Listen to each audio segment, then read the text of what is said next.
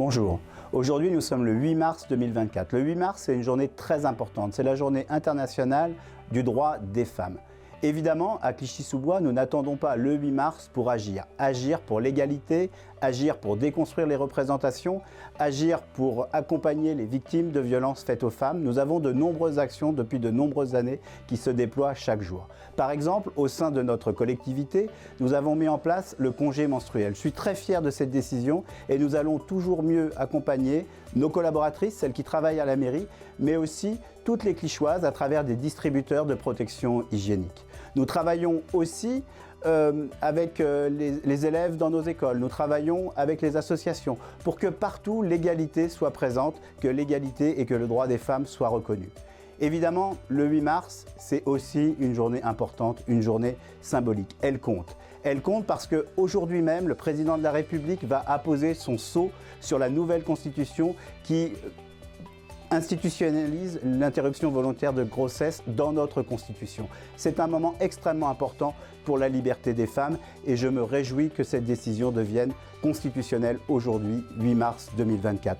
Cette journée, elle compte parce qu'elle permet en permanence de parler du droit des femmes et de faire vivre ce droit des femmes dans le quotidien à travers cette actualité le jour du 8 mars. Cette journée, elle compte aussi parce qu'elle concourt à parler de l'égalité salariale entre les femmes et les hommes. On sait qu'il reste beaucoup à faire et on a besoin de moments symboliques comme le 8 mars pour rappeler cette obligation. Cette journée, elle compte aussi parce qu'on doit en permanence rappeler aux filles et aux garçons qu'ils sont égaux et c'est le rôle de l'école, c'est le rôle d'une ville comme la nôtre de contribuer à cette égalité et à faire rentrer cette égalité dans la conscience de chacun.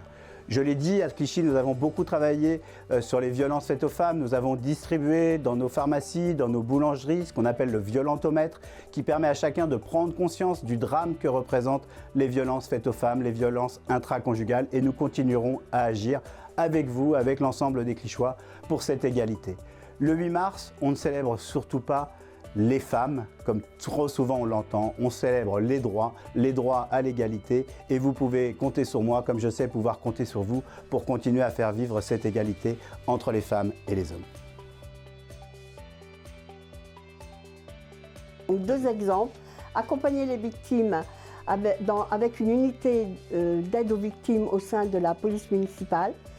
Et pour notre collectivité, 12 sessions de formation obligatoire ont été organisées depuis l'année dernière pour développer au sein de nos services municipaux une culture commune au service de l'égalité, mais aussi pour lutter contre les violences sexuelles et sexistes.